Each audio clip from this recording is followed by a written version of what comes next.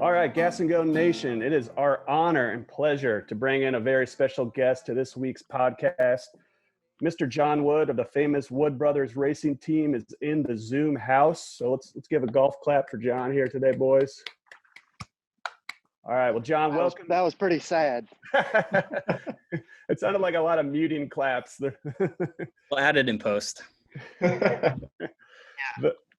John, Photoshop those in. Photoshop some claps in. Yeah, exactly. Or whatever you call it.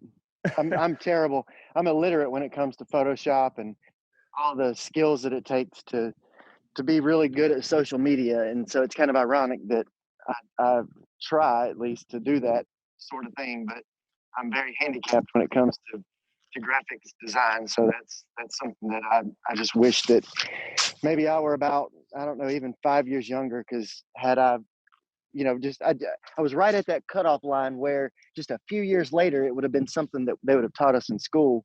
Yeah. No question. But I was just right, just at the wrong place at the wrong place at the wrong time, whatever.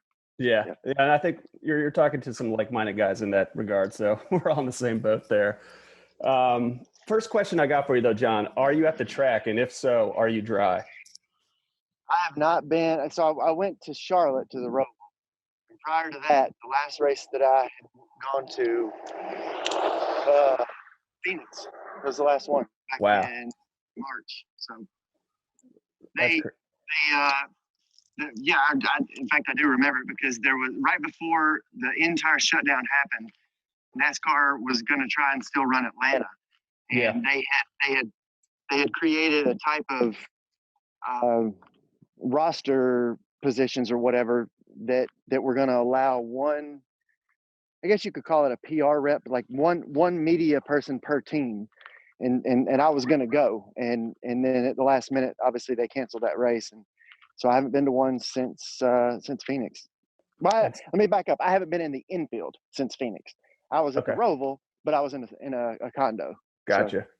Yeah, I mean, one of the questions we usually lead off with is, where did you watch the race? Just so people that are listening to sort of get the context of where we're coming from with our analysis. So, I mean, I guess I'll throw that question to you. Where are you watching the races from these days? And does that change your day-to-day, track interactions for normal, non-COVID? Yeah. So typically I have a little desk on our pit box. And with my racing experience, I kind of know pretty much, like I would say most people that manage social media accounts for race teams, they probably have limited mechanical knowledge. There are a few that kind of understand it, but typically all you get are the 4 tires and track bar, 4 tires and wedge. Right. And so I know a little bit more about that, and being able to sit on the pit box, I pretty much can give background and information as if it came from a crew member. It makes it a little bit more challenging when I'm not there, because the only tool that I have, we use, so the way our deal works now, I don't really know if I'm supposed to be talking about it or not, but I'll just do it anyway. Who cares? Again, I mentioned this a second ago, the roster limitations, some of our guys have to stay back and they can't go to the races. So we use Microsoft Teams for those guys to still be able to give input and communicate as if they're sitting on the pit box or sitting at the racetrack, and it communicates with the crew chief and spotter. It's just like sitting on the pit box in real time. So I do have that, and so I know what they're talking about, what changes they're discussing. But then the problem is, and I didn't really realize it until I went to the Roval, you can only know so much based from looking at a timing and scoring screen and just talking to the guys without being able to sit there and see it. It really is tough. So I'd forgotten how important it was until that race, and I was able to see what was going on instead of just trying to guess at it or watching the broadcast. Yeah, that's an interesting point. I mean, so one of the things I was going to sort of bring up was I think most people know this, but you're the man behind the screen for the Wood Brothers and social media. And we've just recently sort of become immersed in NASCAR Twitter and, picked up some fans and followers. And so I got to ask, what is it like running the Twitter account of one of the NASCAR's most iconic brands, and a brand and a team that's got a very popular driver? I mean, is it wear on you? Do you like it? I know you're pretty good at it, and you tend to be yourself. So, but what are your thoughts around that? I've had a good time with it 95% of the time. Back when we had, well, let's just start at the beginning. My sister, for a couple of years, she ran the account. I wasn't really interested in it. I didn't have any social media accounts at all. Mm-hmm. So she tried to run the account. She had to go to a wedding. I don't think it was her wedding. No, it wasn't her wedding. I should know that. It was a wedding she had to go to. So anyway, they asked me if I'd fill in, and it was a Talladega. I think it was 2012. So I went that first weekend. I didn't even really know how to log in or anything, and it was pretty fun. I kind of gave a different perspective. As I said a second ago, I already knew the lingo and language, and was able to kind of not necessarily give more information, but give a different perspective. And a lot of people that day asked if I would keep, like fans and stuff, asked if I would keep on doing it. And so one day turned into two, which turned into, I just took it over.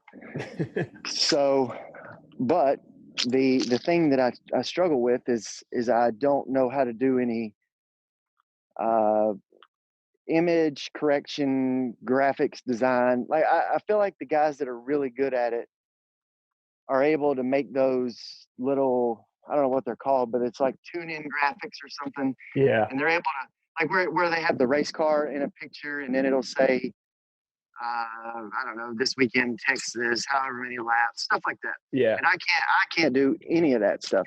So my approach is, for what I lack in graphics ability, I try to make up for with words.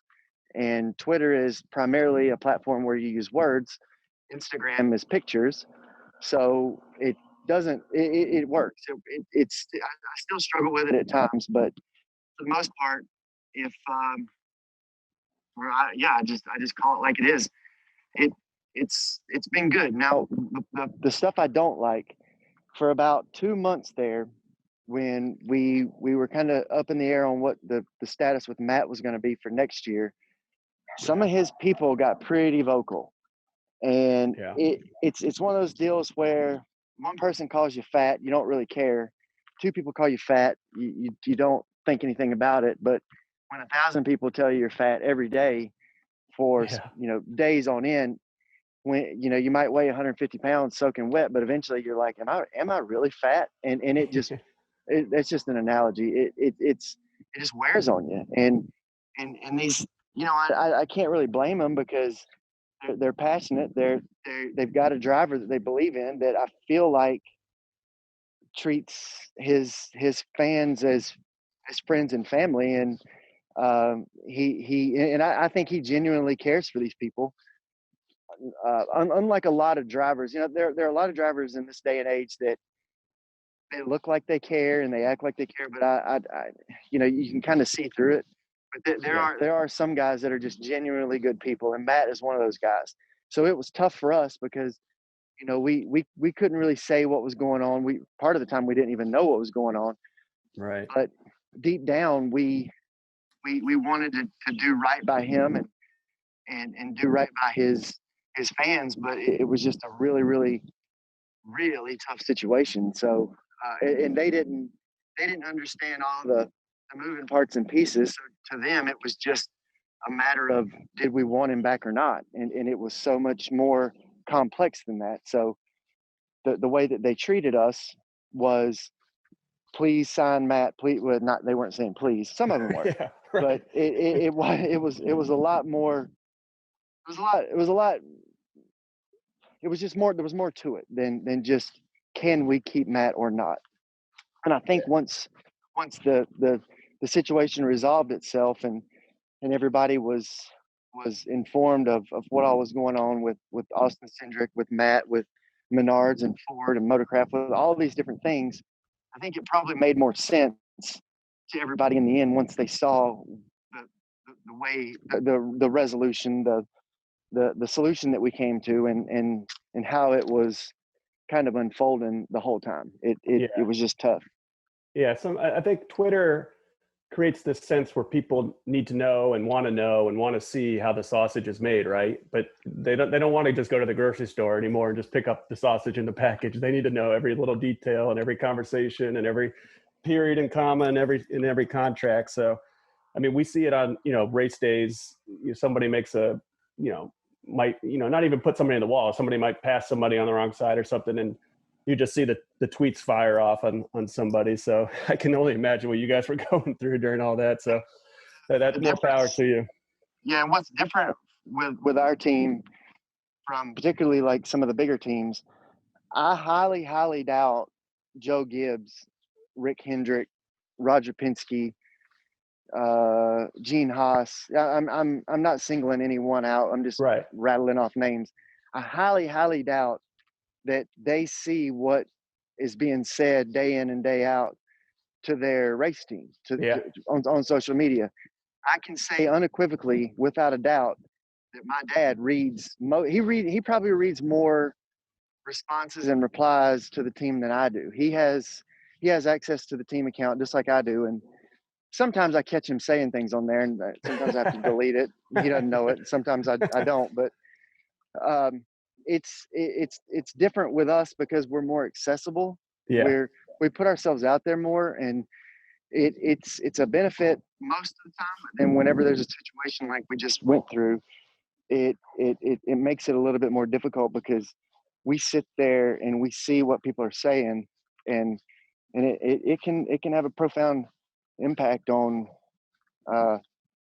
you mentally. And I mean, honest to God, I got a stomach ulcer from it. I just went to the doctor Thursday.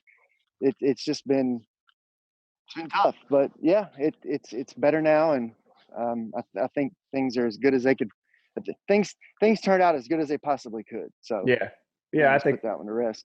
Yeah, exactly. All right, well, we know what the worst part of it. So, have you had any what's the wildest good thing someone's tweeted at you guys, or just something that warms your heart on Twitter instead of gives you an ulcer? Is there anything out there?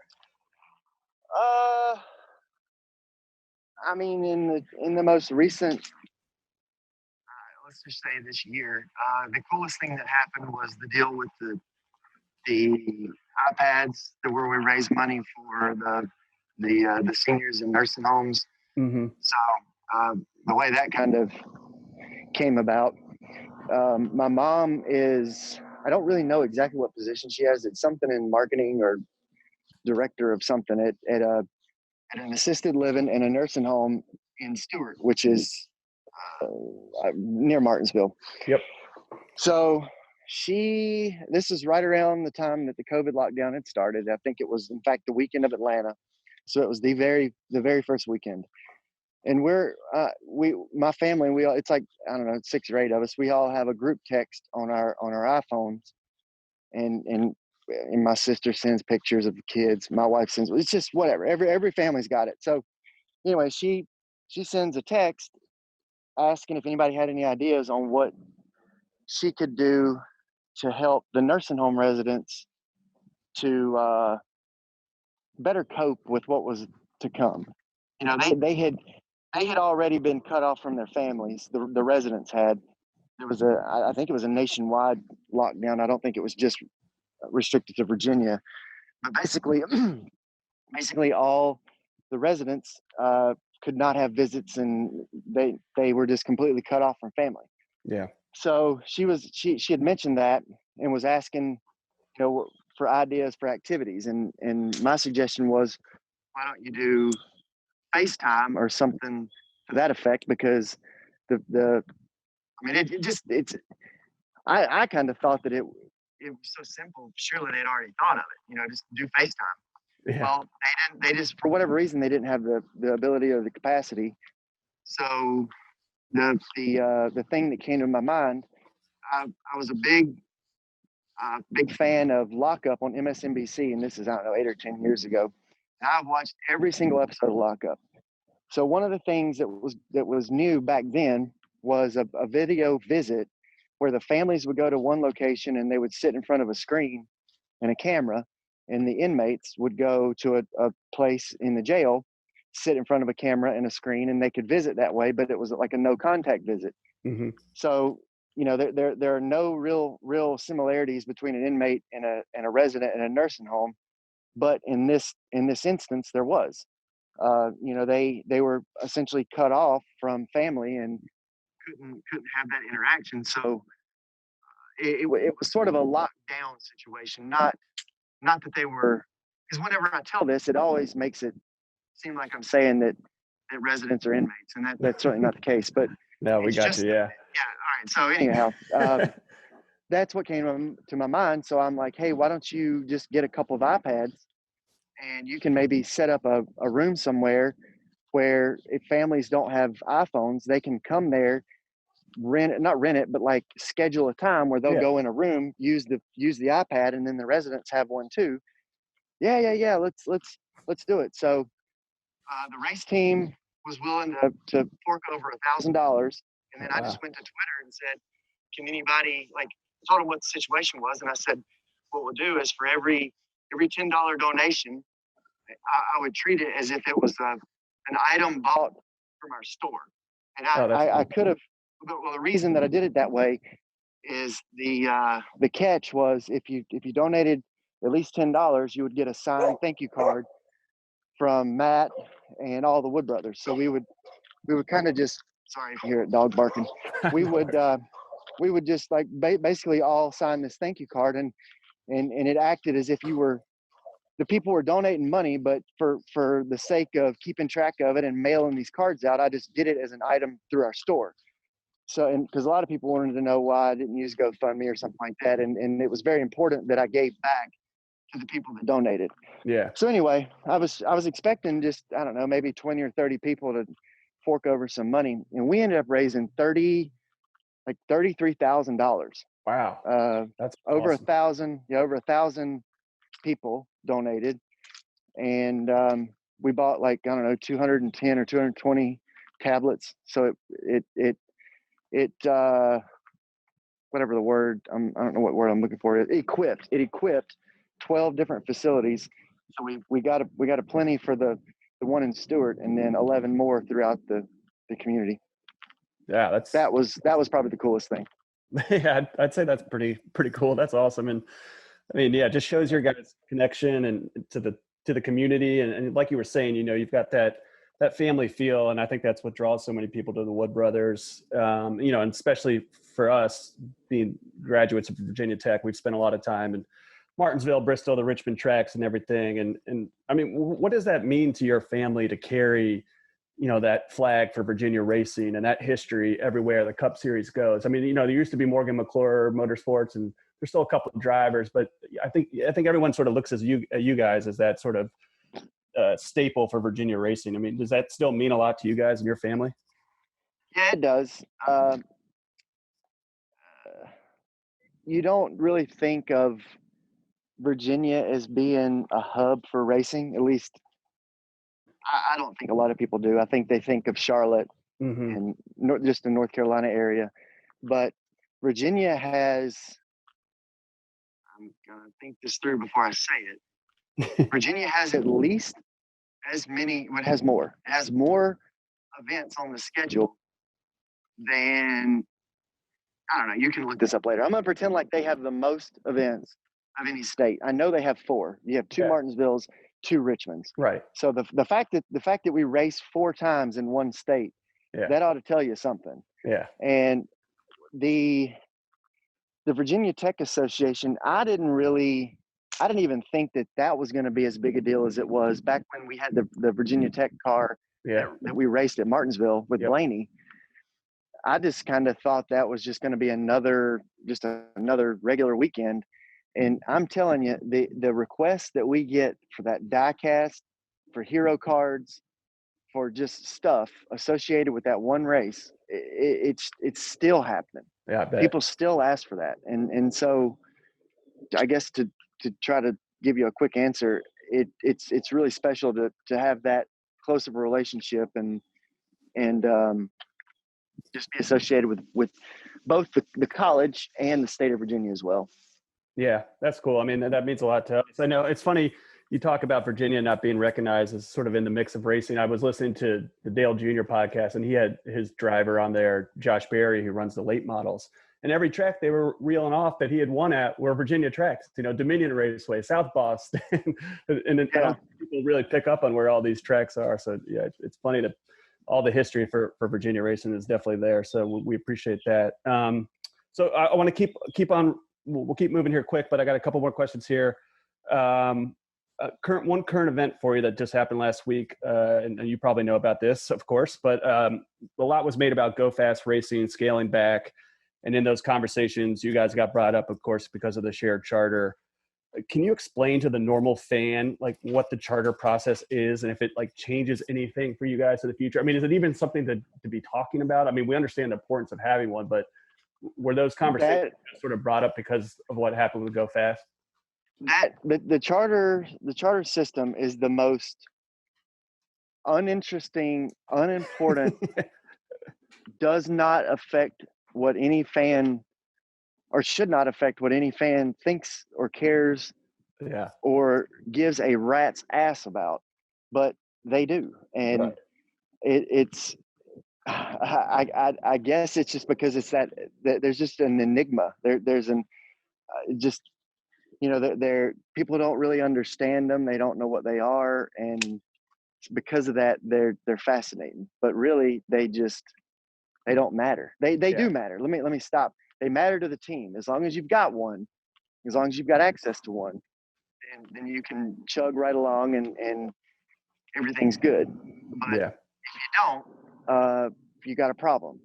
So Go Fast, that's kind of a unique situation, and people get confused.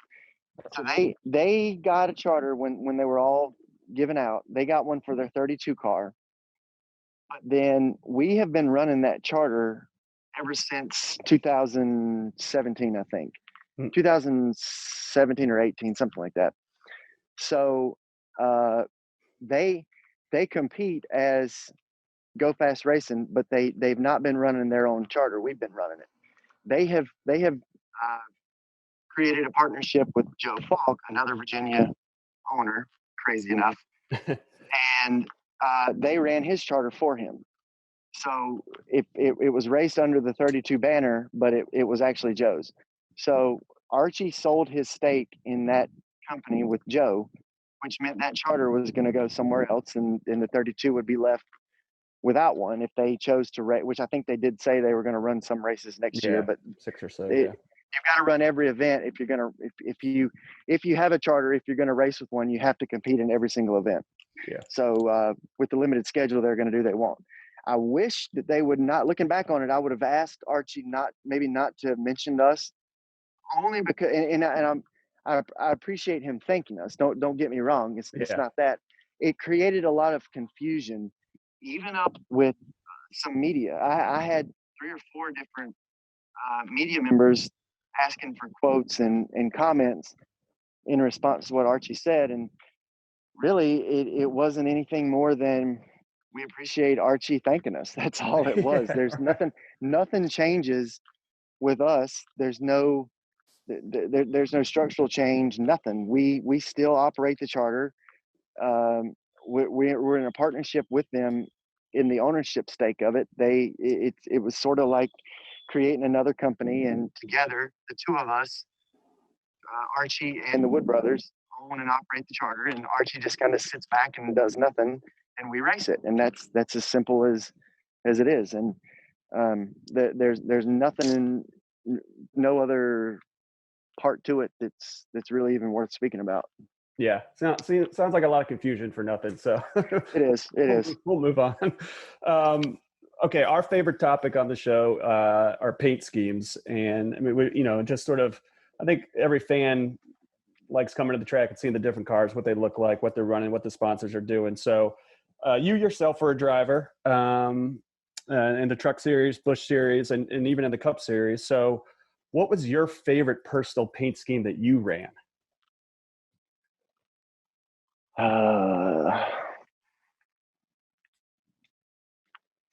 Probably the Air Force paint scheme, just because of the of what it stood for and what it represented. I Yeah. know a lot of airmen took a lot of pride in that. We were able to go to a lot of different bases, visit a lot of different people, and a lot of different airmen, and I guess airwomen you would maybe say. I'm not really sure the terminology, Hmm. but they took a lot of pride in that. Coincidentally, I was also sponsored by the Navy, which is really strange because weird enough, or most people aren't lucky enough just to have one branch of the military. I had Yeah, that's two, pretty cool. so I got to ride on a carrier, fly with the Blue Angels, fly in an Air Force. I think it was an F-16. Oh man, Do that's all these awesome. different crazy things, but the one thing that was a constant was the amount of pride that each of those respective branches of the military took in their involvement. It was really something special. Yeah, that's pretty cool. I mean, when I look back at in some of your schemes, the Air Force One definitely stood out and is a good looking Air Force car for sure. Yeah, so I can understand that meant a lot to you. For when I was looking back, I noticed your 2005 Clorox car was pretty slick looking. And I can't imagine they took you out on any Air Force or any ships or put you in any planes though. No, no. Yeah, the Clorox scheme was if I had a better lasting opinion of the team, I would probably like the scheme better. That's probably what tarnishes it, to be completely fair. Gotcha. But that was a really neat paint scheme.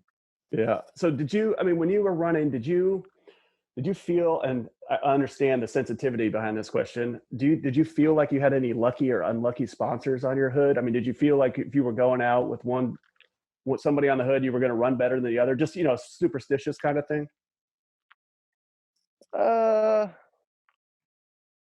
Not really. I got into more trouble with Clorox than any other sponsor. I don't think I ever got in any trouble at all with any other sponsor, but one thing happened, and I'll just explain it to you so you can see the innocence behind it. I did some interview. Don't remember who it was with, but it's one of those things where they ask you personal questions, and it's like a day in the life or something. I don't know. One of the questions was, what chore did I hate the most? And my answer was, I hated doing laundry. I don't know why I said that, but I was just being honest. Yeah. Never entered my mind that Clorox, you do laundry with Clorox. Nowadays, I could probably skirt by and be just fine because you think of Clorox as disinfectant and Right. Yeah. COVID and all that Yep. mess. But back then it was all about laundry. And it was just a straight up answer. I just hated doing laundry. And I got in more trouble for saying, it was Martinsville. It was the first Martinsville Busch Series race weekend. And that's when it happened.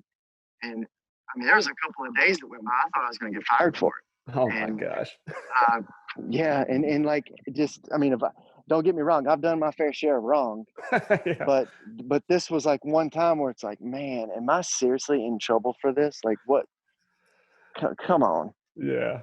Yeah. I don't think they ran that one through you in media training. Make sure you know your right chores to say when they get brought up. I had to go to Oakland, which that's where their headquarters is. I had to go to Oakland and go to laundry school and learn about it and all this. I mean, and again, it's I don't think anybody was like, he hates laundry. I'm not doing laundry myself. I am not buying bleach. I'm done. My clothes are just going to be dirty. Like I just don't. I think it was overblown. Yeah. That's just me.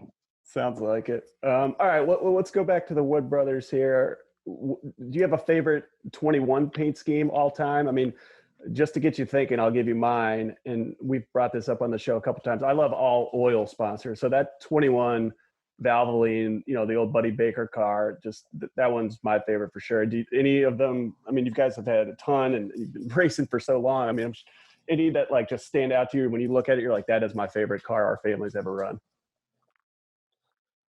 I don't know. I mean, not to avoid your question, but I'll just slip into another one. I don't. So whenever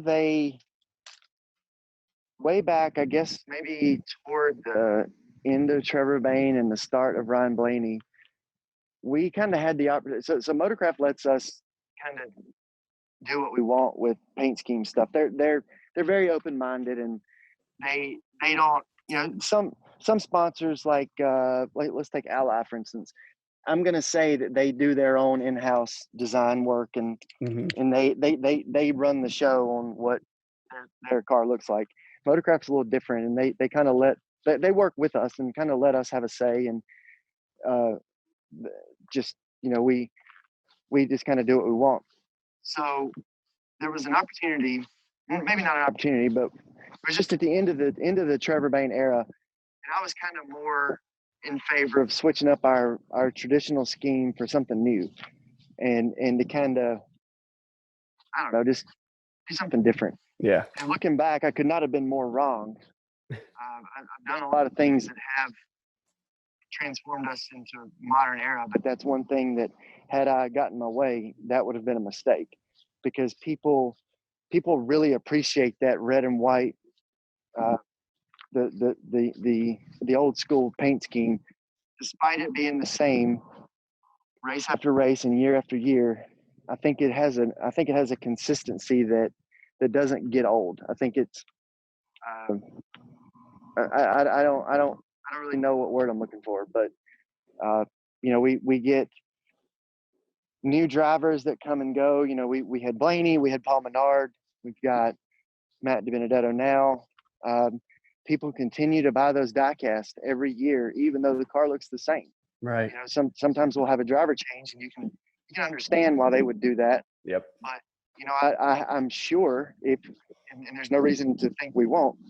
I'm sure in 2021 we'll run the same red and white scheme. We'll have the same driver we had in 2020, but we'll still have a bunch of people who want that diecast. Yeah. And I just think it has a classic appeal that just never gets old. Yeah, it's iconic, regal. I think one of our co-hosts, Ryan, had said a couple of weeks ago, he put it in the Hall of Fame of paint schemes. So you guys should definitely feel honored about that one. It's a classic look for sure. All right, wrapping up here. I got two questions for you, and they don't have to be long. So we normally give out bumper sticker awards on this show every week to our favorite paint scheme of that week's race. So and we've huddled and came to the decision that special guests are allowed to choose cars that they have a family relationship with. So you do not have to choose someone other than the 21, but any favorite paint schemes that ran at Texas from this week, even rain or out of the rain. I'll give a hat tip to the scheme that Jimmy Johnson's running. Okay. Yeah. So I kind of saw that whole thing. So let me hit pause and transition over to explain why they picked it. There's a kid named, man, I can't remember his name right now. It's crazy because I've talked to him on Twitter. They call him Lefty. Yeah, I know exactly what you're talking about. Yep. Yeah. So about a month ago, I guess it was, he went on a little bit of a rant, and he just had some demons that he was fighting, and he was going through some dark times. And fast forward to now, Ally picked his paint scheme, and let me also say that I think it's just a really cool story to see how you can go from your lowest of lows to being mentioned on a nationwide broadcast and have something that you're passionate about, which that for him being graphics design and car paint scheme design, something that you created, being on the most successful and famous driver in my opinion in NASCAR's history, at least top 3 or top 5. Yeah. In his final trip to Texas. Yeah, that's pretty neat. So I would say, all in all, that would be who I would pick. Yeah, that's a good pick. It's a good looking car and definitely has a great story behind it. And just one of the ways I think NASCAR can connect with the fans a little bit more than maybe some of the other main sports out there. So good pick. All right, last question. Speaking of connecting with the fans, 2-part question.